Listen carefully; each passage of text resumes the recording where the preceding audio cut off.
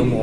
అన్నయ్య, నీకు ఎంత పనున్నా ఒక్కరోజు భటుల్ని పంపించు, నువ్వు మాత్రం భోజనానికి నా ఇంటికి రా, ప్రేమతో నేను వండి పెడతానంది యమున. మన్నించి యమధర్మరాజు కార్తీక మాసంలో శుక్లపక్షంలో విధియ తిథి నాడు యమున ఇంటికి భోజనానికి వెళ్ళాడు.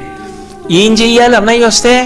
పరమ ప్రేమతో చిన్నప్పుడు అన్నయ్య ఏం తినేవాడో, ఏదంటే ఇష్టమో ఆ మాటలు చెప్తూ, కబుర్లు చెప్తూ, ఇంకొంచెం తిననయ్యా, ఇంకొంచెం తిననయ్యా అంటూ అన్నయ్యకి ప్రేమగా వడ్డించింది. తిన్నాడు. ఏం కావాలమ్మా నీకు అని అడిగాడు. మరి దేవతా సంబంధం కదూ, వరం ఇవ్వాలి. ఆవిడ మనందరి కోసం ఓ వరం అడిగింది. అన్నయ్య, ఇది జ్ఞాపకం పెట్టుకుని ఈ తిథి నాడు ఏ అన్నయ్యని, ఏ తమ్ముణ్ణైనా సరే, ఏ అక్క అయినా, ఏ చెల్లైనా ఇంటికి పిలిచి అన్నం పెడితే ఆ అన్నం తిన్నందుకు ఆ అన్నకి కానీ తమ్ముడికి కానీ అపమృత్యు దోషం లేకుండా